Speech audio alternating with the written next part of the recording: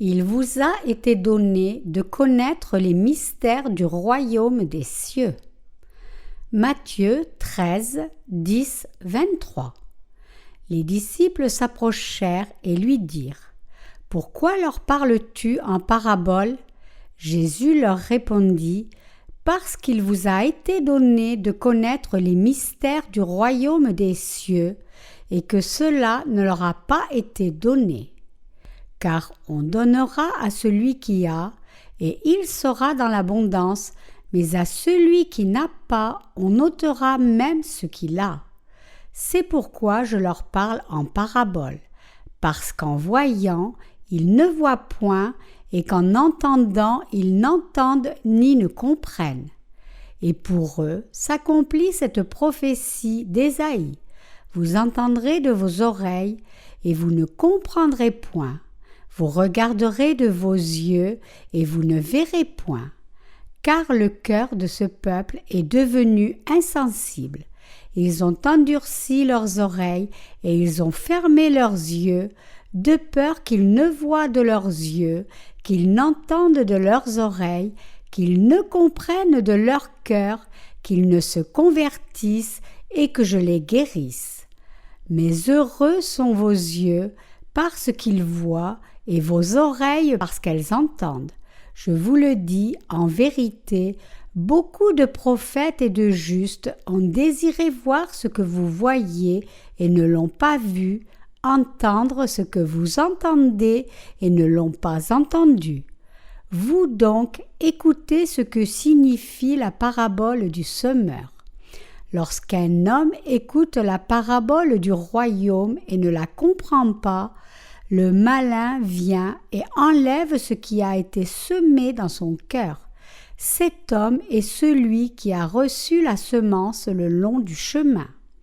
Celui qui a reçu la semence dans les endroits pierreux, c'est celui qui entend la parole et la reçoit aussitôt avec joie, mais il n'y a pas de racine en lui-même, il manque de persistance, et dès que survient une tribulation ou une persécution à cause de la parole, il y trouve une occasion de chute.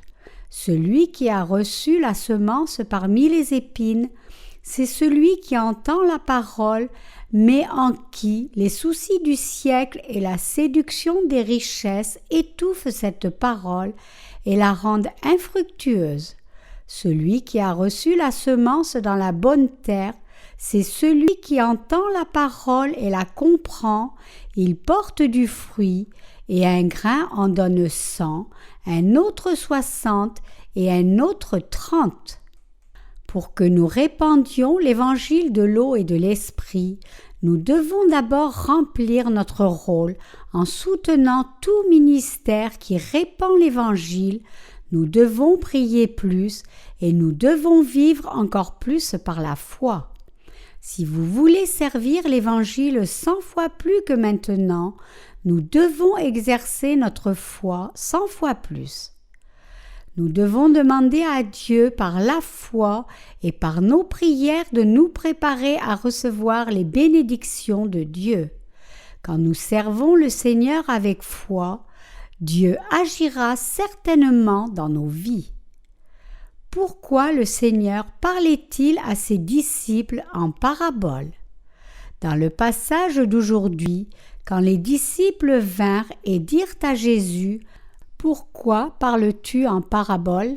Notre Seigneur répondit : « Il vous a été donné de connaître les mystères du royaume des cieux, et cela ne leur a pas été donné. » En d'autres termes, il était donné aux disciples de Jésus de connaître les mystères du royaume des cieux.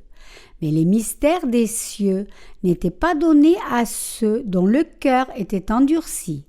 Autrement dit, alors que ceux dont le cœur est endurci peuvent entendre la parole de Dieu de leurs oreilles, ils ne l'acceptent pas vraiment dans leur cœur par la foi.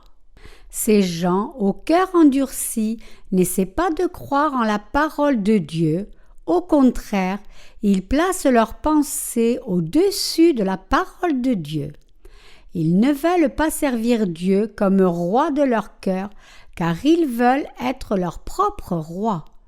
Par leur, dans ce passage, notre Seigneur se réfère à ceux dont le cœur est endurci.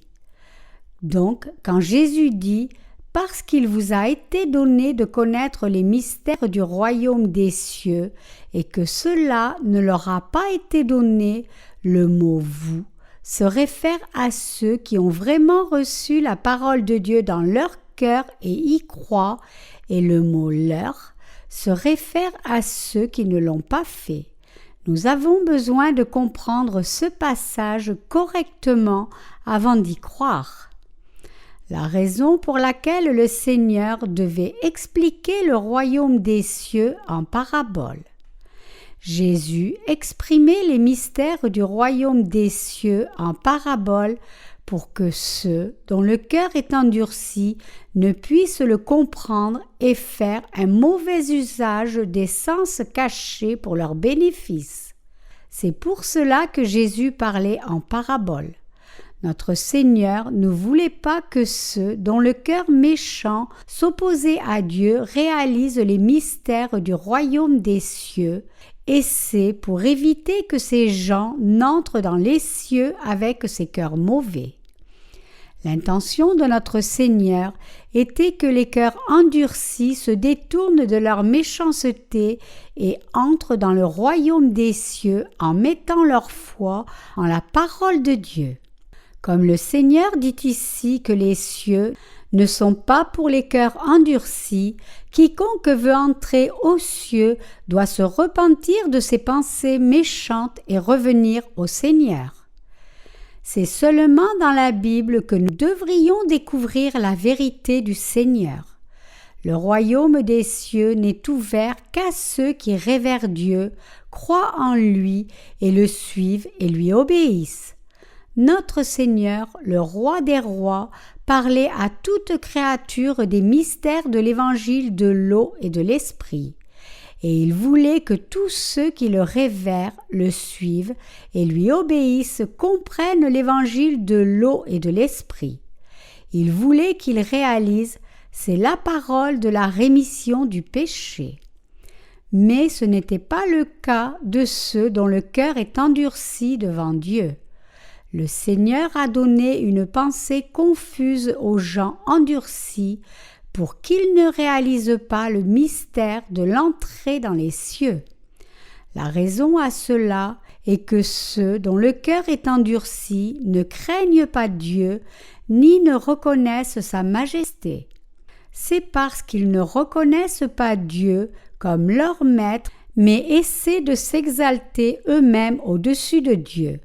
À ces gens, Dieu n'a pas permis de comprendre la vérité de l'évangile de l'eau et de l'esprit. En conclusion, notre Seigneur dit au verset 12 « Car on donnera à celui qui a, et il sera dans l'abondance, mais à celui qui n'a pas, on ôtera même ce qu'il a. » À ceux qui craignent vraiment Dieu, qui connaissent son exaltation et qui le suivent en réalisant et en croyant qu'il est le juge et le sauveur, Dieu a permis de comprendre sa parole et il leur a donné encore plus de bénédictions. Donc, à ceux qui sont couverts de l'amour de Dieu, il n'a pas seulement remis leurs péchés par la puissance de l'évangile de l'eau et de l'esprit, mais il les a aussi bénis pour vivre pour sa justice. Notre Seigneur dit clairement, à celui qui n'a pas, on ôtera même ce qu'il a. Il a rendu impossible, en d'autres termes, à ceux dont le cœur ne craint pas Dieu et est endurci devant lui, de comprendre l'évangile de l'eau et de l'esprit. Tout comme Dieu établit que l'eau coule vers les basses altitudes, il a établi que sa parole de la rémission du péché coule aussi vers le cœur de ceux qui sont abaissés par la conduite appelée la foi. Le Seigneur a permis aux cœurs humbles de recevoir la bénédiction de la rémission du péché par leur foi en l'évangile de l'eau et de l'esprit. Dans cet évangile de l'eau et de l'esprit, il nous a permis de comprendre ce qu'il pensait en disant « On donnera à celui qui a, et il sera dans l'abondance, mais à celui qui n'a pas, on ôtera même ce qu'il a. » Toutes ces paraboles avaient cette intention. Méditant la parabole du semeur que Jésus donna en Matthieu 13, vous et moi avons pu réaliser le désir de Dieu et son intention. Ainsi, nous devons maintenant nous examiner nous-mêmes pour voir si nous ne nous sommes pas opposés à Dieu avec un cœur endurci. Parmi ceux dont le cœur est endurci devant Dieu, il y a des obstinés qui ne se repentent même pas de leur entêtement à la fin. Ils disent « Il n'y a pas de Dieu. Où est Dieu? Vraiment, Dieu est-il quelque part? Comme j'ai cru en lui ardemment et l'ai servi, il aurait dû me bénir. Pourquoi ne m'a-t-il pas béni? » Mais Dieu est toujours vivant et existe réellement, et il est venu vers vous par l'évangile de l'eau et de l'esprit. Donc, personne ne devrait s'approcher de Dieu avec un cœur endurci. Plutôt, nous devons mettre de côté notre cœur endurci et croire en la parole d'évangile de l'eau et de l'esprit et lui obéir avec cette foi. Devant Dieu, nous devons réaliser comment sont nos cœurs et nous devons obéir à son évangile de vérité. Dieu nous a fait naître sur cette terre comme sa création et il nous a donné l'évangile de l'eau et de l'esprit pour accomplir son amour en nous. Il s'approcha de nous avec son amour quand nous sommes tombés dans le péché. Dieu nous a sauvés de tout péché par la puissance de l'évangile de l'eau et de l'esprit. En plaçant notre foi en la parole de Dieu, donc, nous devons tous saisir la vérité qui fait de nous des enfants de Dieu. C'est alors seulement que nous pouvons devenir enfants de Dieu. Nous devons éloigner de nos cœurs la mauvaise pensée qui ne croit pas en la parole de Dieu. Nous devons nous-mêmes croire que Dieu est vivant et nous devons croire et reconnaître l'évangile de l'eau et de l'esprit qu'il nous a donné. Si notre cœur est endurci, nous ne pouvons comprendre la parole de Dieu, de la rémission du péché, même si nous l'entendons. Nous avons toutes les raisons de rejeter nos propres faiblesses et écouter la parole de Dieu, sans quoi nous serons condamnés éternellement. Ceux dont le cœur est endurci devant Dieu sont destinés à amener leur âme à la destruction, car ils ne peuvent pas comprendre l'évangile de l'eau et de l'esprit devant Dieu. Donc, celui dont le cœur est endurci devant Dieu doit l'adoucir et écouter la vérité du salut avec les oreilles du cœur. Parfois, nous qui sommes nés de nouveau, voyons aussi nos cœurs endurcis, mais personne ne devrait avoir ce cœur devant Dieu. Nos cœurs doivent plutôt obéir à Dieu et nous devons pouvoir avoir ce genre de cœur. Si nos cœurs sont endurcis devant Dieu, il est indispensable de se détourner de ce cœur. Notre Seigneur nous a dit de laisser notre cœur endurci de côté et de l'écouter lui. Au temps de l'Ancien Testament aussi, Dieu ne tolérait aucun cœur endurci.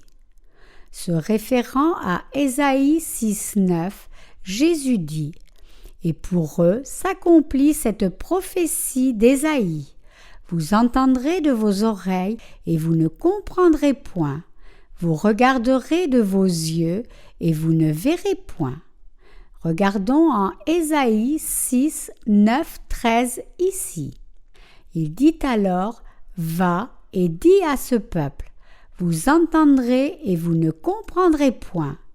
Vous verrez et vous ne saisirez point.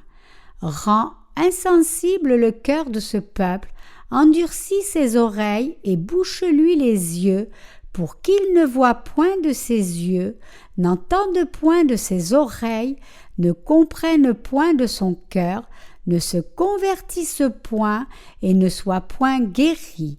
Je dis, jusqu'à quand, Seigneur? Et il répondit, jusqu'à ce que les villes soient dévastées et privées d'habitants, jusqu'à ce qu'il n'y ait plus personne dans les maisons et que le pays soit ravagé par la solitude, jusqu'à ce que l'Éternel ait éloigné les hommes et que le pays devienne un immense désert, et s'il y reste encore 1/10 des habitants, ils seront à leur tour anéantis. Mais comme le térébinthe et le chêne conservent leur tronc quand ils sont abattus, une sainte postérité renaîtra de ce peuple.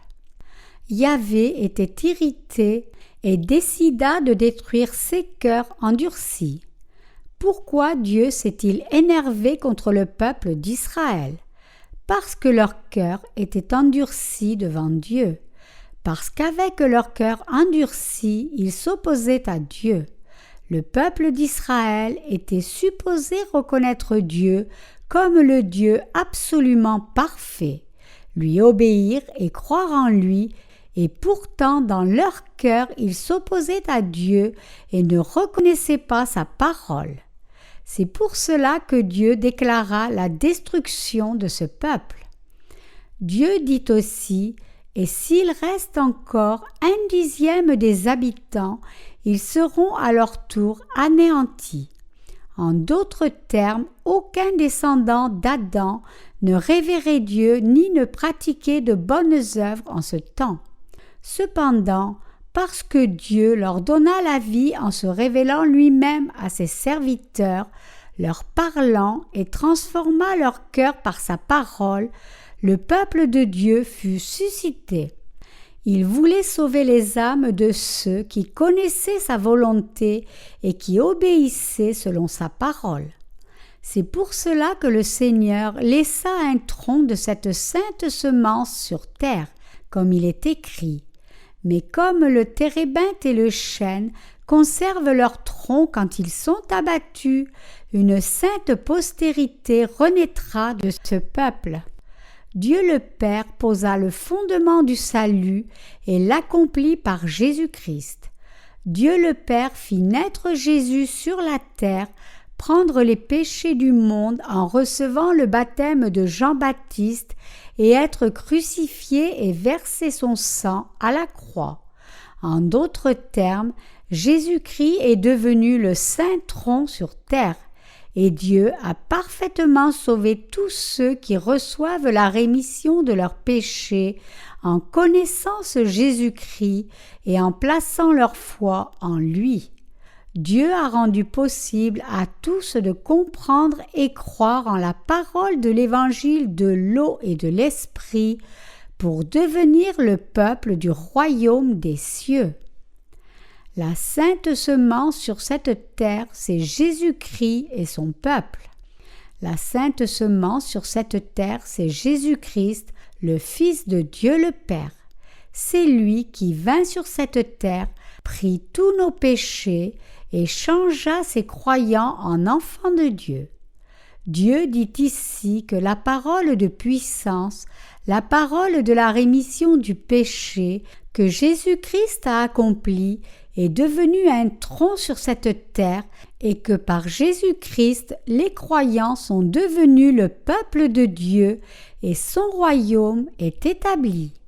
Comme la parabole du semeur nous l'enseigne, nous pouvons devenir enfants de Dieu quand nous reconnaissons notre méchanceté et croyons en la puissance de l'évangile de l'eau et de l'esprit. Quel est le plus grand péché que l'on peut commettre contre Dieu?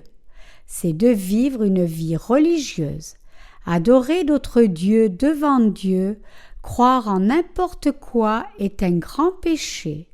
Vivre une vie religieuse constitue un grand péché devant Dieu.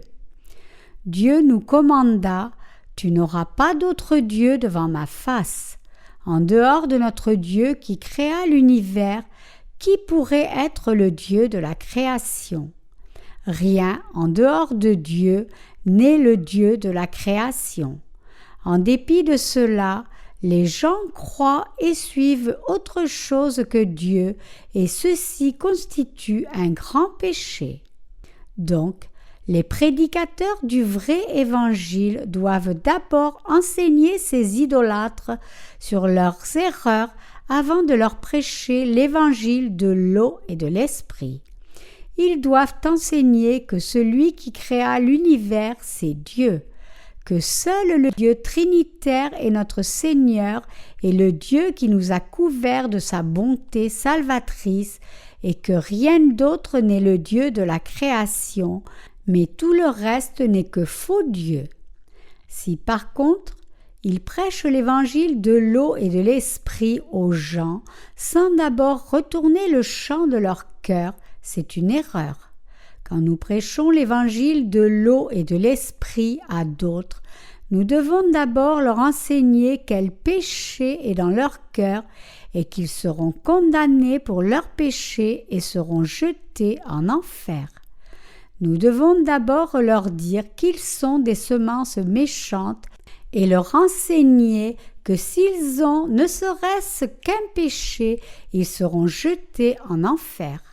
Ensuite seulement, nous pouvons prêcher l'évangile de l'eau et de l'esprit, parce que sans reconnaître d'abord la méchanceté et les péchés, l'évangile ne peut s'ancrer profondément dans leur cœur.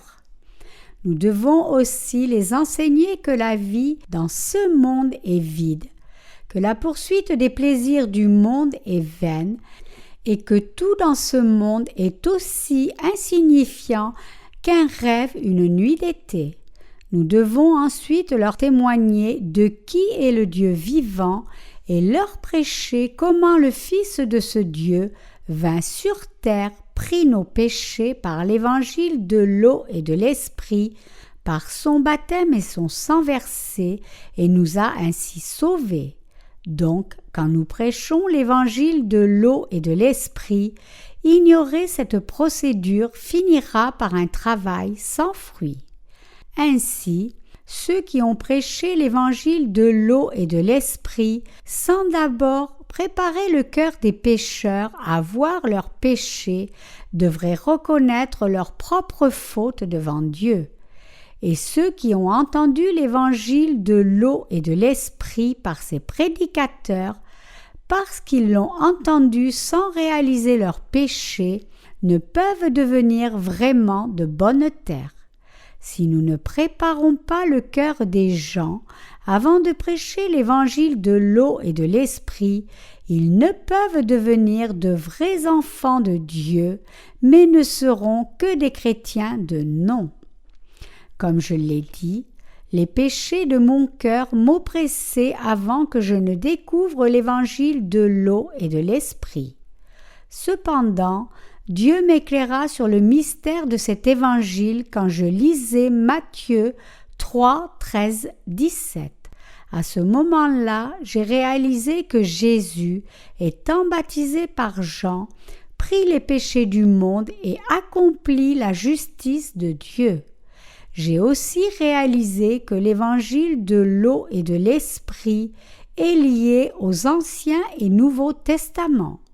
Les Anciens et Nouveaux Testaments témoignent en d'autres termes de ce que notre Seigneur prit nos péchés du monde en étant baptisé par Jean-Baptiste, mourut à la croix, ressuscita des morts et nous sauva ainsi de tout péché. J'étais si heureux de découvrir cette vérité que je ne pouvais que remercier Dieu. Au début, comme j'étais perturbé par les chrétiens qui professaient croire en Jésus sans connaître l'évangile de l'eau et de l'esprit, je leur ai montré la bonne réponse. J'étais si enthousiaste que j'ai prêché cet évangile à tous ceux que je rencontrais, sans préparer d'abord leur cœur. J'ai fait ces erreurs un moment. Bien sûr, Pour ceux qui voulaient écouter attentivement la parole de Dieu et y croire, je préparais d'abord le chant de leur cœur. Cependant, quand je rencontrais un cœur endurci, je prêchais immédiatement « Voici comment Jésus prit vos péchés et ceux de l'humanité entière au Jourdain, et en étant crucifié, mort et ressuscité, il nous a sauvés de nos péchés. » À la fin, je finissais par changer ces gens en méchants religieux. Comme le chant de leur cœur était toujours un bord de chemin ou un sol pierreux, l'évangile de l'eau et de l'esprit planté dans leur cœur devint inutile avec le temps. Une partie était dévorée par le diable et l'autre sécha rapidement. C'était le résultat du fait qu'ils n'avaient pas compris en profondeur la puissance de l'évangile de l'eau et de l'esprit. Tout le monde était pécheur dès le début. Le cœur des gens était plein de mauvaises choses dès le début, mais ils ont pris du temps à comprendre leur nature pécheresse. C'est un problème pour tout le monde. Donc il est assez normal que la plupart des chrétiens ne réalisent pas que leur cœur est un sol pierreux et ne le découvrent que plus tard. Si quelqu'un reçoit l'évangile de l'eau et de l'esprit, alors qu'il ne reconnaît pas son péché entièrement, sa foi est trop fragile pour résister aux tempêtes de son péché, comme la maison bâtie sur le sable ne peut soutenir une tempête.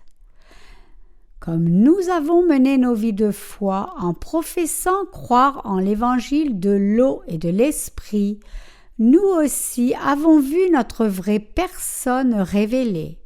Pour certains d'entre nous, il est dur d'admettre les péchés que nous commettons, trouvant cela trop lourd à porter. Donc, ces gens se trouvent incapables de dire sans aucun doute qu'ils croient en l'évangile de l'eau et de l'esprit. Ils finissent par devenir religieux car ils n'ont pas la foi qui s'appuie sur la parole de l'évangile de l'eau et de l'esprit. Strictement parlant, ils ne sont pas enfants de Dieu et l'Esprit de Dieu ne demeure pas en eux. Le résultat est clair. Ils quitteront l'Église de Dieu car ils ne peuvent s'accorder à la parole de Dieu dans le Saint-Esprit.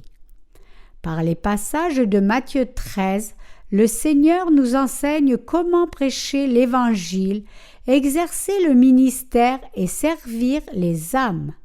Il nous dit aussi comment réaliser la vérité qui nous permet de recevoir la rémission de nos péchés et comment découvrir le mystère des cieux. Pour comprendre ces enseignements, nous devons humilier nos cœurs, reconnaître Dieu, accepter qu'il est notre Maître et le Seigneur de l'univers entier et croire en sa parole. Reconnaître Dieu est le premier pas pour recevoir ses bénédictions. Notre Seigneur dit « J'ai nourri et élevé des enfants, et ils se sont rebellés contre moi. Le bœuf connaît son propriétaire et l'âne son détenteur. Mais Israël ne sait pas, mon peuple ne considère pas. » Ésaïe 1, 2, 3. C'est effectivement à cause de Dieu que nous sommes nés dans ce monde, et c'est en croyant en la parole d'évangile de l'eau et de l'esprit que nous sommes nés de nouveau. Mais certains d'entre nous ont fini par être religieux pour n'avoir pas connu Dieu, ni réalisé leurs péchés, ni avoir compris qu'ils sont mauvais et destinés à l'enfer. Y a-t-il quelqu'un parmi vous qui ait reçu la parole de l'Évangile sans que le chant de son cœur n'ait été préparé d'abord? Je veux que ces gens travaillent le chant de leur cœur de nouveau maintenant, découvrent et reconnaissent leurs péchés, croient en l'évangile de l'eau et de l'esprit et soient sauvés de tous leurs péchés. J'espère sincèrement et je prie qu'en le faisant, vous soyez tous sauvés de vos péchés et deveniez le peuple de Dieu. Ceux qui prêchent l'évangile de Dieu ne devraient jamais oublier le fait que lorsqu'ils prêchent l'évangile de l'eau et de l'esprit, ils devraient d'abord préparer le chant du cœur pécheur, puis prêcher l'évangile des cieux. Pourquoi ? Parce que le Seigneur lui-même nous dit ici qu'il y a le bord du chemin, le sol pierreux et d'épines dans le cœur humain. Nous devons réaliser qu'il n'est jamais trop tard pour que nous prêchions l'évangile de l'eau et de l'esprit, après avoir déjà expliqué la parole de Dieu aux gens. Nous devons semer la semence du vrai évangile après qu'ils réalisent et reconnaissent leurs péchés, humilient leur cœur devant Dieu et reconnaissent qu'ils sont des pécheurs destinés à l'enfer.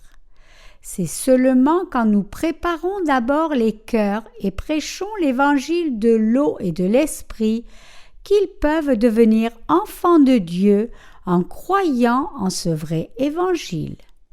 C'est seulement quand nous enseignons les pécheurs sur la parole de vérité selon laquelle ils sont des pécheurs destinés à l'enfer et quand ils croient eux aussi en l'évangile de l'eau et de l'esprit au travers de la parole de Dieu qu'ils croiront en Jésus comme il faut. Tout comme un fermier retourne son champ puis irrigue son champ, nous, les fermiers spirituels, devons aussi prêcher l'évangile de l'eau et de l'esprit ainsi. Au début, nous ne savions pas bien cultiver, car nous avons prêché l'évangile de l'eau et de l'esprit autrement, sans travailler le champ du cœur des gens. Par conséquent, parmi ceux qui ont entendu l'évangile de l'eau et de l'esprit, sans que leur cœur ait été bien travaillé avant, beaucoup se sont détournés du chemin, d'autres ont quitté l'Église et d'autres se sont opposés. Ces résultats malheureux sont dus à notre faute de ne pas avoir préparé d'abord le cœur correctement. Je me suis repenti devant Dieu de ces erreurs. Mes partenaires se sont aussi repentis de leurs erreurs. Comme j'avais fait moi-même ces erreurs, à combien plus forte raison mes partenaires les ont-ils fait aussi ? D'abord, nous prêchions tous le cœur de l'Évangile trop facilement, le prenant à la légère en voulant donner la bonne réponse aux gens, puis leur enseigner le chemin. Dans un sens, c'était un avant-goût du vrai évangile, mais en l'entendant, beaucoup ont cru que c'était le salut. Mais ce n'est pas le vrai salut du péché. Ces gens auraient dû d'abord reconnaître leur état de péché comme le prophète Ésaïe le professa quand il vit la majesté et la gloire de Dieu. Malheur à moi, je suis perdu car je suis un homme dont les lèvres sont impures. J'habite au milieu d'un peuple dont les lèvres sont impures et mes yeux ont vu le roi, l'Éternel des armées. Ésaïe 6, 5. Le vrai salut n'est donné que lorsque quelqu'un reconnaît d'abord qu'il est pécheur et lié à l'enfer par ses péchés, puis croit en l'évangile de l'eau et de l'esprit. Quand nous avons cette foi concrète, nous sommes reconnaissants de ce que le Seigneur est venu à nous et nous a purifiés de nos péchés par l'évangile de l'eau et de l'esprit. Nous ne pouvions éviter le jugement de Dieu et l'enfer, mais en reconnaissant devant Dieu que nous sommes pécheurs et croyant en l'évangile de l'eau et de l'esprit, nous avons reçu la rémission de nos péchés. C'est pour cela que je veux que vous rejetiez vos cœurs endurcis et croyiez en l'évangile de l'eau et de l'esprit. Si votre cœur est endurci, vous mourrez devant Dieu. Votre cœur est-il endurci ou pur devant Dieu? Il doit être pur devant la parole de Dieu. À quel point doit-il être pur? Il doit être entièrement pur, non seulement en partie. Comme la parole de Dieu dit que les pécheurs ne peuvent éviter d'être jetés en enfer, nous devons croire avec un cœur pur que par la puissance de l'évangile de l'eau et de l'esprit, notre Seigneur nous a sauvés de tous nos péchés quand nous étions destinés à l'enfer et incapables d'arriver au salut par nos larmes, nos efforts et notre travail. Le Seigneur dit: « Il vous a été donné de connaître les mystères du royaume des cieux. » À qui a-t-il été donné de connaître la parole de Dieu au sujet de son royaume? Le Seigneur dit que c'est à ceux qui ont le cœur pur. Seuls ceux qui ont vraiment le cœur pur peuvent recevoir la parole de Dieu telle qu'elle est écrite, et c'est alors qu'ils peuvent recevoir la rémission des péchés par la puissance de cet évangile. Par contre, ceux dont le cœur est impur et endurci ne peuvent pas posséder l'évangile, les mystères du royaume des cieux. Alors que nous entendons l'évangile de l'eau et de l'esprit et que nous menons notre vie de foi jusqu'ici, nos cœurs ont-ils été purs ou non? Nous devons y réfléchir. Examinez-vous vous-même et voyez si vous êtes pur ou non, et si vous trouvez que vous avez manqué de l'être, rejetez votre propre entêtement et placez votre foi pure en l'évangile de l'eau et de l'esprit. Je ne parle pas de savoir si vos actes sont insuffisants ou non. Ce à quoi je vous encourage, c'est vous demander si votre cœur, qui croit en l'évangile de l'eau et de l'esprit, est vraiment pur ou non, et d'examiner si votre cœur est endurci ou non. Si vous découvrez que votre cœur est endurci, vous devez vous repentir et revenir. Nous ne devrions pas seulement demander à Dieu son pardon, mais retourner à Dieu en plaçant notre foi en la parole de l'évangile de l'eau et de l'esprit. Nous devons admettre nos croyances erronées du passé, reconnaître la position de nos cœurs, humilier nos cœurs devant l'évangile de l'eau et de l'esprit et croire en cet évangile. Si nous trouvons difficile d'humilier nos cœurs, alors humilions au moins nos corps. Alors Dieu verra le fond de votre cœur et vous donnera la rémission du péché. J'espère et je désire que vous tous, par votre foi en l'évangile de l'eau et de l'esprit, receviez la rémission de vos péchés et viviez comme le peuple de Dieu pour rencontrer le Seigneur lorsqu'il reviendra et vivre avec toutes ses bénédictions éternellement. Vous pouvez avoir rencontré de mauvais témoins de l'Évangile et par conséquent, votre foi peut être mal orientée, alors qu'il n'y a aucun doute sur le fait que des témoins insuffisants ont fait des erreurs, fondamentalement parlant, cependant, n'est-ce pas votre cœur qui a tort? Il nous reproche le fait que nos cœurs ne soient pas purs. Il est essentiel que vous rejetiez l'endurcissement de votre cœur et croyiez en la parole de Dieu purement, car vous ne pouvez être bénis de Dieu si votre cœur est endurci. En ces temps, c'est une bénédiction pour nous d'entendre et voir l'évangile de l'eau et de l'esprit et d'y croire de tout notre cœur.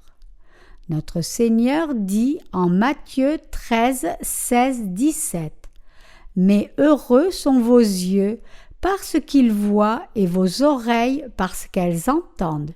Je vous le dis en vérité, Beaucoup de prophètes et de justes ont désiré voir ce que vous voyez et ne l'ont pas vu, entendre ce que vous entendez et ne l'ont pas entendu. Effectivement, notre Seigneur vint sur terre il y a 2000 ans et il commença réellement à répandre sa parole de la rémission du péché et du royaume de Dieu à l'âge de 30 ans. Quand notre Seigneur parla de la rémission du péché, il parla aux gens du royaume de Dieu en expliquant la parole de l'Ancien Testament et il leur enseigna aussi comment être remis de leurs péchés et bénis. Ceux qui le virent de leurs yeux et l'entendirent à cette époque étaient bénis. Depuis la fondation du monde, des prophètes et des croyants de l'Ancien Testament entendirent ce que Dieu lui-même disait au sujet du royaume des cieux quand il vint sur cette terre dans la chair d'un homme et se révéla lui-même. Quand Jésus marchait sur la terre, le peuple d'Israël le rencontrait, le voyait de ses yeux et entendait ce qu'il disait de Dieu et son royaume. Ces gens étaient extrêmement bénis, et même parmi ceux qui entendirent la parole directement de Jésus, pourtant, beaucoup ne croyaient pas en lui. En ces temps-là aussi, en d'autres termes, beaucoup de gens, en endurcissant leur cœur, s'opposaient à Jésus et ne croyaient pas en lui. Parmi les 4 sols différents du cœur humain, il faisait partie des 3 mauvais champs qui auraient dû être travaillés. Nous pouvons entendre la parole de vérité de Dieu par les disciples de Jésus qui croyaient en l'évangile de l'eau et de l'esprit. En ces temps maintenant, vous aussi pouvez entendre l'évangile de l'eau et de l'esprit par ceux qui sont de vrais disciples de Jésus. En effet, ceux qui ont rencontré les serviteurs de Dieu, répandant la parole de l'évangile de l'eau et de l'esprit, et qui l'ont entendu sont des gens bénis. Personne n'est plus béni que ceux qui connaissent Jésus et croient en lui comme il faut. Cependant, même si quelqu'un rencontre Jésus, s'il ferme son cœur et ne croit pas en ce qu'il a dit, et manque donc de recevoir la rémission de ses péchés, il n'est pas différent du plus éloigné. En ces temps, ceux qui sont bénis sont ceux qui connaissent l'évangile de l'eau et de l'esprit et y croient.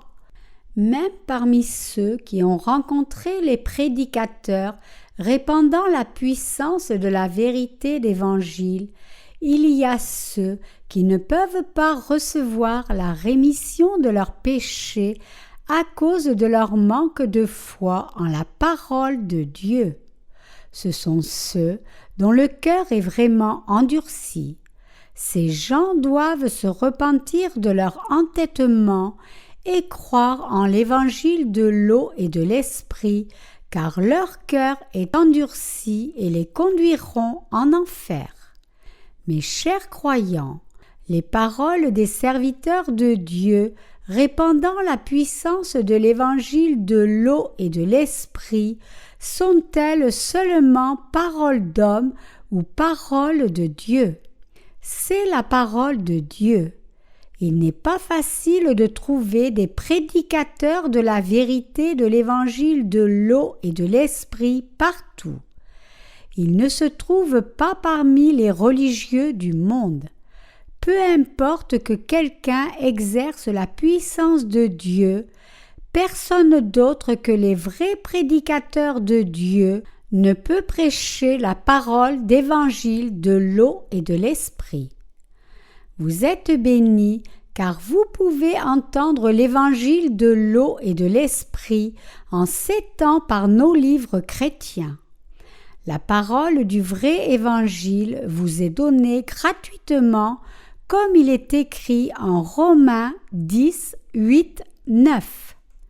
La parole est près de toi, dans ta bouche et dans ton cœur, c'est-à-dire la parole de la foi que nous prêchons. Si tu confesses de ta bouche le Seigneur Jésus et crois dans ton cœur que Dieu l'a ressuscité des morts, tu seras sauvé. Il y a encore des gens qui, parce que leur cœur est endurci, ne croient pas en la parole d'évangile de l'eau et de l'esprit, même quand ils entendent la parole de Dieu. Ces gens sont pervertis. Pourquoi? Parce qu'ils ne peuvent réaliser la vérité du salut, car leur cœur étant dur, ils ne peuvent entendre même en entendant, ni ne voir bien que voyant avec leurs yeux.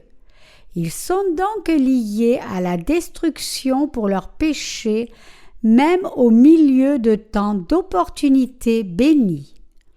Maintenant, vous pouvez entendre la parole de puissance de l'évangile de l'eau et de l'esprit dans l'Église de Dieu et par notre ministère. Vous pouvez entendre la parole de l'eau et de l'esprit qui contient le mystère de la foi qui vous permet d'entrer au royaume de Dieu. C'est en entendant et croyant cet évangile de l'eau et de l'esprit de tout cœur que vous pouvez aller au ciel. Sans entendre cette parole d'évangile de l'eau et de l'esprit, vous ne pouvez entrer aux cieux, peu importe combien vous désirez le faire. Ou d'autres que dans l'Église de Dieu, pourriez-vous entendre la parole d'évangile de l'eau et de l'esprit? De par le monde entier, seuls les croyants en l'évangile de l'eau et de l'esprit peuvent prêcher cet évangile. Ou d'autres, alors pourriez-vous entendre cet évangile sans rencontrer ces serviteurs de Dieu? Nous ne nous vantons pas, mais je dis qu'il n'y a personne qui prêche ce vrai évangile en dehors de nous. Peu importe qu'on ait l'air dur, personne ne prêche cette vérité de l'Évangile. Nous avons entendu beaucoup de gens nous confesser avec leurs propres mots qu'ils ne pouvaient trouver cette vérité, peu importe combien ils l'ont cherchée dans tout l'ensemble du christianisme. Maintenant, de par le monde aussi, il y a une multitude de gens nés de nouveau qui ont vu, entendu et cru en cette parole d'évangile d'eau et d'esprit par notre littérature en imprimé et en e-book. Si vous en faites partie, vous aussi devez croire en cette vérité de l'eau et de l'esprit de tout votre cœur sincère. Vous devez nous écouter et croire en la parole de Dieu avec humilité. C'est alors seulement que vous pourrez réaliser la parole mystérieuse de vérité qui vous permet d'entrer au royaume des cieux. Le christianisme est le rassemblement de ceux qui suivent Jésus-Christ. Aujourd'hui, beaucoup de gens disent suivre Jésus et vouloir devenir ses disciples, mais ils doivent reconnaître qu'ils ne croient qu'en une religion du monde. Ils ne connaissent ni ne croient en Jésus, ni n'obéissent, ni ne le suivent. Ils pensent qu'ils obéissent à Jésus, alors qu'ils ne suivent pas le vrai Jésus, mais seulement leurs propres illusions. S'ils n'aiment pas ce que dit la parole, ils altèrent la parole de Jésus, la mettant au goût de leur propre croyance. Beaucoup ont l'image d'un Jésus quelconque. A-t-il vraiment l'air d'un bel homme quand la Bible dit « Il n'a rien pour nous plaire » Ésaïe 53, 2. Ils croient à leur façon, révisant même l'essence de Jésus comme sa parole. C'est à cause de cela que je peux décrire leur cœur en résumé en ces mots de cœur endurci. Mais tout ce que Dieu dit dans la Bible est infaillible s'il l'a dit. Tout ce que nous devons faire devant sa parole, c'est nous incliner et obéir et croire en disant oui. Même si vous trouvez difficile d'abaisser vos cœurs devant la parole de Dieu, forcez-vous à humilier vos corps et cœurs devant Dieu et reconnaissez qu'il a raison. Si votre cœur n'est pas pur, vous devez vous repentir. Alors vous pouvez recevoir sa parole et devenir le peuple et les ouvriers de Dieu. La vérité de l'évangile de l'eau et de l'esprit, révélée en Matthieu 13, 18, 23. Notre Seigneur lui-même interpréta la parabole du semeur en Matthieu 13, 18, 23, disant: Vous donc écoutez ce que signifie la parabole du semeur. Matthieu 13, 18. Il nous l'explique en utilisant un parallèle analogue à quelque chose qui nous est familier pour que nous comprenions sa parole sur le mystère des cieux et la saisissions plus facilement. En Matthieu 13, 19, Jésus dit: Lorsqu'un homme écoute la parole du royaume et ne la comprend pas, le malin vient et enlève ce qui a été semé dans son cœur. Cet homme est celui qui a reçu la semence le long du chemin. N'importe qui, en d'autres termes, ne peut pas comprendre la parole des cieux. Quand quelqu'un entend la parole du salut qui explique le royaume de Dieu et ne comprend pas, le malin vient et vole ce qui a été semé dans son cœur. Pour comprendre sa parole, nous devons réaliser que nous sommes pécheurs qui adoraient des idoles devant Dieu. Depuis notre naissance, nous ne l'avons pas connu, ne l'avons ni honoré ni servi. Ce manque de connaissance et de foi en Dieu comme Dieu, c'est l'idolâtrie, le plus grand péché devant Dieu. C'est ce que nous étions. Nous devons reconnaître combien nous sommes mauvais et vraiment entêtés. Parce qu'Adam et Ève, les premiers pères et mères de l'humanité, ont péché contre Dieu, ils nous donnèrent les 12 sources de péché en héritage. Et par conséquent, depuis notre naissance, nous avons été éloignés de Dieu et sommes devenus le peuple maudit qui l'abandonna. Nous étions des cœurs endurcis qui ne pouvaient être sauvés de tous les péchés, mais qui s'opposaient à Dieu, lui désobéissant, et étant donc destinés à la condamnation si Jésus-Christ ne nous sauvait pas avant. Nous devons donc reconnaître que nous étions pécheurs sans pouvoir éviter d'être jetés en enfer pour notre désobéissance et que nous étions des tas de péchés destinés à vivre en portant des fruits du péché, s'opposant à Dieu tout au long de notre vie. Nous devons réaliser notre nature fondamentale et vraie. Si nous ne le faisons pas, tout s'éloignera de nous. Éphésiens 2, 1, 3 dit: Vous étiez morts par vos offenses et par vos péchés, dans lesquels vous marchiez autrefois, selon le train de ce monde, selon le prince de la puissance de l'air, de l'esprit qui agit maintenant dans les fils de la rébellion. Nous tous aussi, nous étions de leur nombre, et nous vivions autrefois selon les convoitises de notre chair, accomplissant les volontés de la chair et de nos pensées, et nous étions par nature des enfants de colère comme les autres. Dieu nous dit ici: Vous êtes des méchants qui adorent d'autres dieux devant moi. Vous êtes fondamentalement méchants et vous opposez à moi, assis avec Satan le diable, le prince de la puissance de l'air. Quand Dieu nous dit cela, nous devons reconnaître: nous l'avons fait. Même si nous ne l'avons pas fait intentionnellement, nous étions conduits par le diable et ne connaissions même pas Dieu. Nous avions tort, nos ancêtres avaient tort et nos descendants aussi. C'est le péché qui rend inévitable notre destinée vers l'enfer. Nous étions des pécheurs terribles qui, si le Seigneur n'avait pas remis nos péchés par l'eau et l'esprit, ne pouvions pas recevoir la rémission de nos péchés. C'est pour cela que nous devons d'abord réaliser notre existence fondamentale.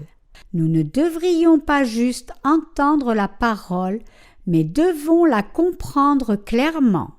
Nous devons réaliser vraiment combien nous sommes pécheurs et méchants, combien nous sommes incapables de garder la loi et faire de bonnes œuvres devant Dieu, mais que des mauvaises, et combien nous ne pouvions être sauvés sinon par Jésus-Christ. Nous devons reconnaître que nous étions liés à la chair, à ne chercher que la popularité, la richesse et la gloire de ce monde et être jetés dans le feu éternel et périr. Et après avoir réalisé la méchanceté de nos cœurs, nous devons humilier nos cœurs et accepter avec reconnaissance que le Seigneur a effacé tous nos péchés. Le Seigneur nous dit « Vous êtes méchants, vos péchés ne peuvent être effacés même avec du savon. » C'est pour cela que lorsque Jésus-Christ, le Fils de Dieu, vint sur cette terre, il fut baptisé par Jean-Baptiste, disant « Car il convient que nous accomplissions ainsi tout ce qui est juste. » Et quand il sortit de l'eau, Dieu lui-même attesta « Voici mon Fils bien-aimé, en qui j'ai mis toute mon affection. » Quand Jésus fut baptisé par Jean-Baptiste, il prit tous nos péchés. Notre Seigneur nous dit qu'il vint sur cette terre pour nous sauver, vous et moi, qui étions liés à l'enfer par nos péchés, et qu'il prit tous les péchés de l'humanité une fois pour toutes, en étant baptisé par Jean-Baptiste, le représentant de l'humanité. Laisse faire maintenant, car il convient que nous accomplissions ainsi tout ce qui est juste. Matthieu 3, 15. C'est ce que Jésus dit quand il fut baptisé. Jésus prit tous nos péchés en étant baptisé. Croyez-vous maintenant que tous vos péchés furent transférés sur Jésus-Christ? Y a-t-il quelqu'un dont le cœur est submergé d'un sentiment de culpabilité, pensant « C'est vrai que je crois en cet évangile, mais bien que je croie en la parole, j'ai commis tant de graves péchés et je suis mal devant Dieu maintenant. Je ne peux pas oser dire que je suis sans péché. » Mes chers croyants, parce qu'il n'y a pas de péché que notre Seigneur n'ait pas ôté, il est vrai que tous mes faits, qu'ils soient graves ou pas, a été transféré sur lui. Notre Seigneur dit « Car il convient que nous accomplissions tout ce qui est juste. » Puis il fut baptisé par Jean-Baptiste. À ce moment-là, tous nos péchés de tout genre furent transférés sur le Seigneur. Si vous avez accepté votre nature pécheresse entièrement et rejeté votre endurcissement devant le Seigneur, vous devez reconnaître la vérité de l'Évangile. Vous devez reconnaître que Jésus est le Fils de Dieu, Dieu lui-même est notre Sauveur, et que le Seigneur prit tous nos péchés, aussi insuffisants soyez-vous, et quel que soit le péché commis. Notre Seigneur a tout enlevé. Reconnaissez-vous cela maintenant? L'humanité est toujours insuffisante. Vous ne devez jamais oublier que lorsque vous pointez quelque chose du doigt, tous les autres doigts vont vers vous. Tout le monde pêche. Vous et moi, nous péchons. Pensez-vous que vous auriez pu jeter une pierre à la femme adultère quand le Seigneur a dit que celui qui n'a pas péché jette la première pierre? Jean 8, 7. Sûrement que non. Vous et moi commettons les mêmes péchés que tout le monde commet. Mais en étant baptisé par Jean, Jésus prit tous les péchés de ce monde et les porta sur lui. Tous vos et mes péchés furent transférés sur ce Jésus quand il fut baptisé par Jean-Baptiste. Reconnaissez-vous cela? Reconnaissez-vous que si Jésus n'avait pas pris nos péchés, vous et moi serions à 100% liés à l'enfer pour nos péchés? Si vous reconnaissez la parole de Jésus, cela signifie que votre cœur n'est pas dur. Mais si vous ne le reconnaissez qu'avec vos pensées et ne le reconnaissez pas dans votre cœur, cela signifie que vos cœurs sont entêtés. Refusez d'accepter la parole de Dieu dans son cœur et le péché d'un cœur endurci, alors que celui qui le reconnaît de tout cœur est quelqu'un dont le cœur est humble. Vous et moi devons donc reconnaître la parole dans nos cœurs. Quand notre Seigneur fut baptisé, les portes des cieux s'ouvrirent et Dieu le Père dit « Celui qui vient d'être baptisé est mon Fils bien-aimé, en qui j'ai mis toute mon affection. » Dieu le Père dit « Mon Fils a pris tous vos péchés en étant baptisé par Jean le Baptiste, représentant de l'humanité. Mon propre Fils est devenu propitiation pour vos péchés. Comme souverain sacrificateur céleste, il prit tous vos péchés sur son corps en étant baptisé, et en sacrifiant ce corps, mon propre Fils a effacé vos péchés. C'est ainsi que je vous ai sauvés de tout péché. Vous et moi devons reconnaître cette parole de tout cœur. C'est seulement quand nous reconnaissons cela de tout notre cœur que nos cœurs ne sont pas endurcis. Mes chers croyants, reconnaissez-vous la parole de Dieu sincèrement d'un cœur pur? Vous ne devez jamais endurcir votre cœur devant Dieu. Avoir un cœur endurci devant Dieu, c'est être méchant. S'opposer à Dieu et désobéir à la parole de Dieu dans votre cœur est 1 000 000 de fois pire qu'offenser sa parole dans votre chair. S'opposer à Dieu par vos actes est aussi méchant, bien sûr, mais le faire dans votre cœur est vraiment mauvais. Quand vous le faites dans votre cœur, Dieu le sait. Mais si vous pensez que Dieu ne le sait pas, et vous rejetez sans honte et hautement sa parole dans votre cœur endurci, vous commettez le blasphème contre le Saint-Esprit, un péché impardonnable devant Dieu. Qu'est-ce que le blasphème contre le Saint-Esprit?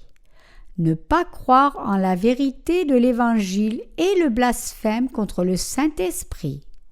Dieu le Père, le Fils et le Saint-Esprit se sont consultés et planifièrent d'effacer les péchés de l'humanité, nous l'ont accompli selon le plan et l'ont garanti. En bref, le blasphème contre le Saint-Esprit est le péché qui consiste à ne pas croire que le Seigneur a effacé tous nos péchés par la puissance de l'Évangile de l'eau et de l'Esprit et fait de nous les enfants de Dieu.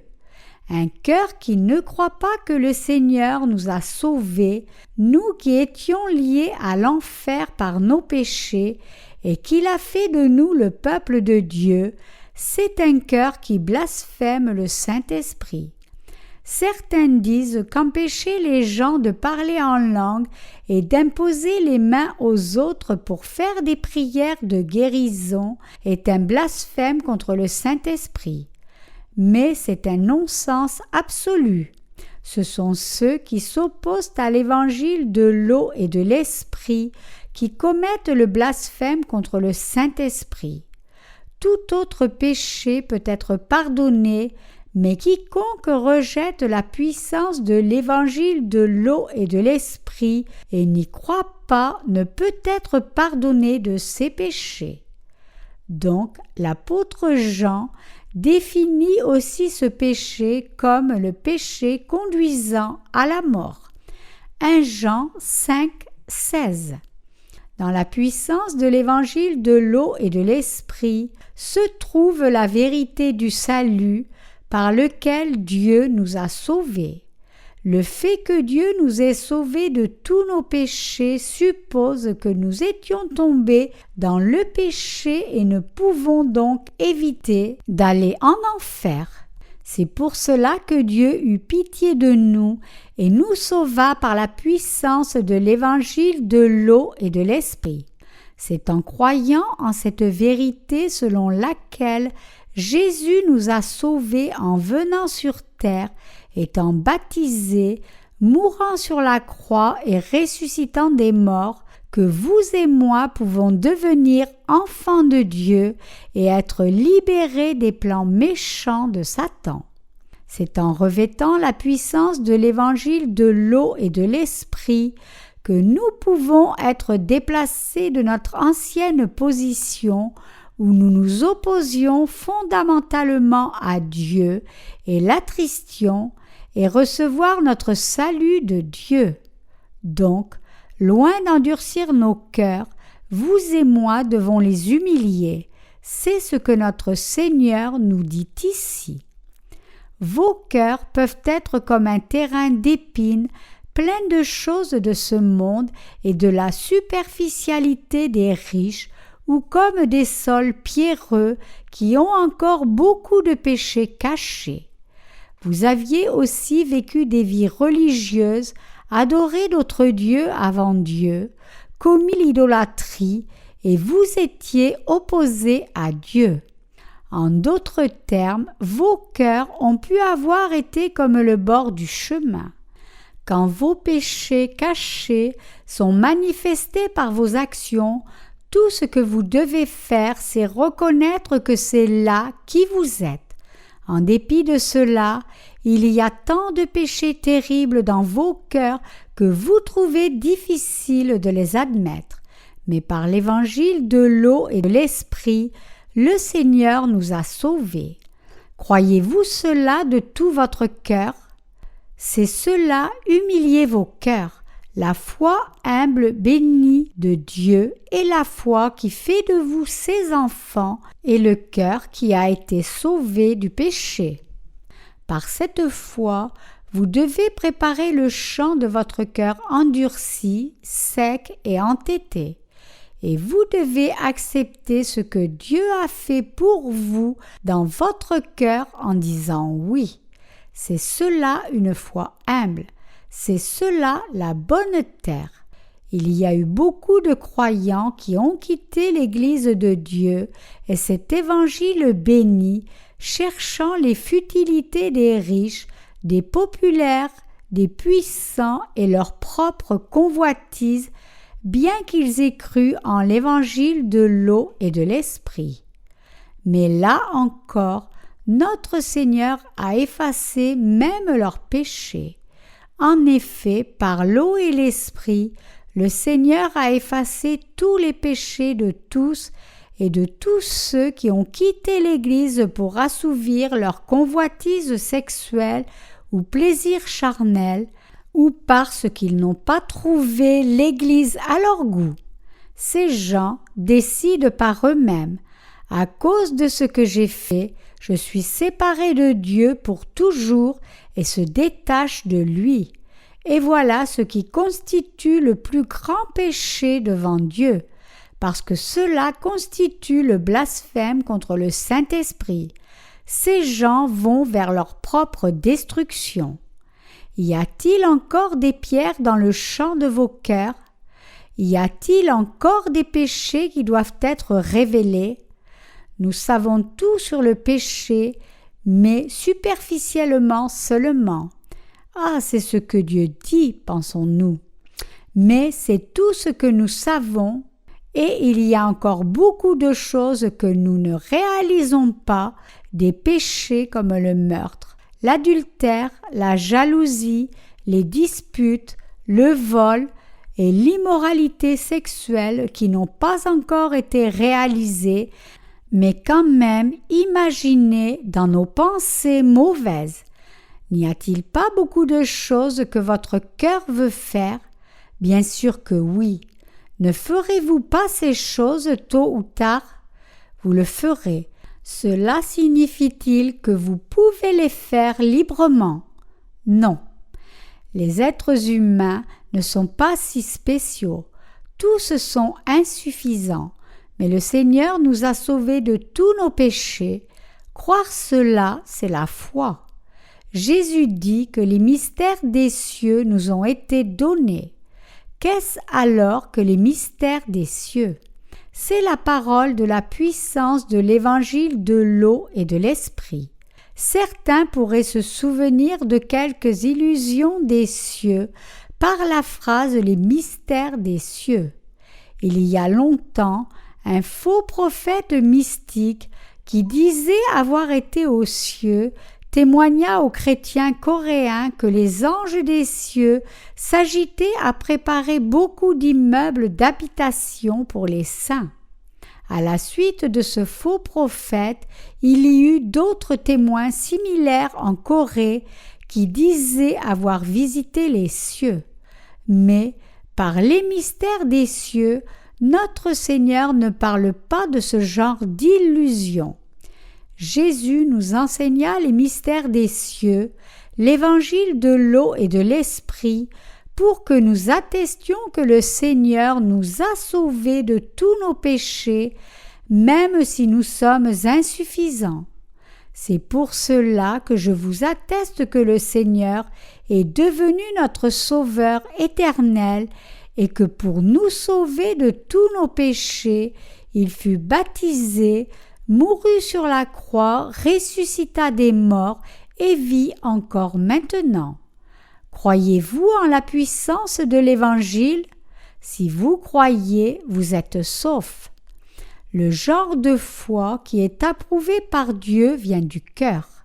Si vous essayez de croire quelque vérité de sa parole, même si vous ne la reconnaissez pas, cela ne peut pas constituer votre foi. La foi est un concept qui appartient à la grâce. Si nous essayons d'avoir foi en la vérité de Dieu, nos propres efforts ne peuvent venir de cette grâce, car le Seigneur dit « Or, à celui qui fait une œuvre, le salaire est imputé, non comme une grâce, mais comme une chose due, et à celui qui ne fait point d'œuvre, mais qui croit en celui qui justifie l'impie, sa foi lui est imputée à justice. » Romains 4, 4, 5. Essayer de croire par sa propre volonté est un travail en soi. Accepter la parole de Dieu d'un cœur pur, c'est la foi. Quand le Seigneur dit qu'il a pris tous nos péchés en étant baptisé au Jourdain, et qu'à cause de cela, tous nos péchés ont été transférés sur Jésus-Christ, reconnaître cette parole, c'est la foi. Reconnaître la parole de Dieu, c'est le cœur de ceux qui sont bénis d'être pauvres en esprit. Celui qui a un cœur qui craint Dieu n'a pas besoin d'essayer de toutes ses forces de croire en sa parole. Dire seulement « je croirai », je vais essayer de croire ta parole indique un cœur endurci. Quand la parole vient vers nous, nous devons y dire oui et y croire. Il ne peut pas y avoir de non devant la parole de Dieu. Peut-il y avoir quelque chose dans la parole de Dieu qu'on puisse renier? Bien sûr que non. Nous devons reconnaître que le Seigneur nous a sauvés de nos péchés par la puissance de l'évangile de l'eau et de l'esprit. Donc, dire seulement « je vais essayer de croire » n'est pas juste. Le Seigneur dit que celui qui reçut la semence sur la bonne terre est celui qui entend la parole et la comprend, qui porte du fruit et produit par 100, par 60 et par 30. Il dit que ceux qui comprennent la parole portent du fruit. Vous et moi devons aussi comprendre. En Corée, il y a une secte appelée secte J'ai trouvé. Ses membres essaient de se convaincre eux-mêmes de leur propre rémission du péché, car ils ne connaissent pas toute la vérité de l'évangile de l'eau et de l'esprit. À cause de leur ignorance de la vérité de l'Évangile, ils ne peuvent qu'essayer d'expliquer la rémission de leurs péchés en appliquant toutes sortes d'allégories et métaphores. Et quand ils arrivent à comprendre ce genre d'enseignement, ils proclament être nés de nouveau par cette compréhension. Maintenant, ils nous prennent pour des hérétiques. Pourquoi ? Parce qu'ils ont vu que leur évangile est différent de l'évangile que nous prêchons. Cela signifie-t-il qu'ils ont compris la parole correctement ou cela signifie-t-il qu'ils l'ont mal comprise? Ils ont dit avoir compris quand leur compréhension était fausse. C'est comme s'ils disaient joyeusement avoir découvert une mine d'or alors qu'en fait, ils se roulaient dans leur propre crasse. Toute connaissance, hormis de la parole de vérité de la puissance de l'évangile de l'eau et de l'esprit, n'est rien que vanité. Si quelqu'un ne comprend pas cette vérité cachée de l'eau et de l'esprit, tout en lisant la Bible, toute sa compréhension est à 100% vaine. Jésus dit que celui qui comprend la parole porte du fruit par 100, 60 et 30. Ceux qui ne comprennent pas la parole ne peuvent pas porter de fruit. Qu'en est-il de vous alors? Comprenez-vous la parole? Réalisez-vous clairement maintenant dans vos cœurs et confessez-vous ce qui suit. Ah, j'étais lié à l'enfer, mais le Seigneur m'a sauvé par la puissance de l'eau et de l'esprit et est devenu mon sauveur. Le Seigneur est ainsi devenu mon maître et le Dieu de mon salut. Je peux maintenant croire qu'il m'amènera au royaume des cieux. Ma foi peut ne pas être grande, mais j'ai la foi maintenant, même si elle est petite comme un grain de moutarde. Réalisez-vous au moins que vous êtes devenu le peuple de Dieu? Si oui, vous avez raison. Vous allez entendre la parole et continuer de grandir. Ceux qui ne comprennent pas la parole, même quand ils l'entendent, ont un cœur endurci. Vous devez comprendre la parole de l'Évangile aussitôt que vous l'entendez et à chaque fois que vos insuffisances sont révélées dans votre vie, vous devez réaliser combien l'Évangile de l'eau et de l'Esprit, qui a sauvé des gens comme vous, est une superbe vérité. Ah, je suis si insuffisant et le Seigneur m'a sauvé tel que je suis. Alléluia, merci Seigneur. Voilà comment ne pas être lié à vos péchés, suivre le Seigneur et le suivre avec un cœur renouvelé et purifié. Ceux qui ont saisi cette juste compréhension sont vraiment bénis et citoyens du royaume de Dieu. Dieu nous a donné toute la vérité pour que vous la compreniez. Tout le monde peut comprendre cette vérité si seulement son cœur n'est pas dur. Si nous rejetons la méchanceté de nos cœurs et les humilions, nous pouvons avoir cette compréhension. Si vous n'avez pas réalisé cela maintenant, rejetez la méchanceté de vos cœurs et continuez d'entendre sa parole par les serviteurs de Dieu. La compréhension de la parole viendra dans votre cœur un jour. Quand cette réalisation arrive, la parole devient votre foi en la vérité qui demeure toujours et ne disparaît jamais. Ce que vous réalisez vous-même n'est pas la vraie compréhension. Comprendre ce que l'Église de Dieu vous enseigne par l'évangile de l'eau et de l'esprit est la seule bonne compréhension. Je remercie le Seigneur de nous avoir donné cette parole sur le mystère des cieux et de nous permettre de connaître ce mystère avec un cœur pur. J'espère et prie que tous ceux qui ne connaissent pas encore les mystères des cieux rejettent l'entêtement de leur cœur, s'humilient plutôt et prient Dieu de leur donner la compréhension de cette vérité.